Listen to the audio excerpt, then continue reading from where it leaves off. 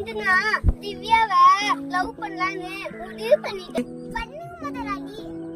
ஆனா அதுக்கு 3 தகுதி வேணும். அந்த 3 தகுதி நல்லா பர்சன்டியா இருக்கு. அங்க இருக்கு. நெக்ஸ்ட் நல்லா படிச்சிருக்கணும். நெக்ஸ்ட் நீங்க என்ன படிச்சிருக்கீங்க? நான் நெக்ஸ்ட் சொல்லிட்டேனப்பா. மூணாவது இது இருக்கணும் முதலாளி. வீரம் இருக்கணும். அது பேர்ல மட்டும் தான் இருக்கு, பாடியில கிடையாது. நாலாவது அதான் மூணே சொல்லல. அப்புறம் இது நாலாவது பேசாம அந்த பொண்ணை மறந்துருங்க.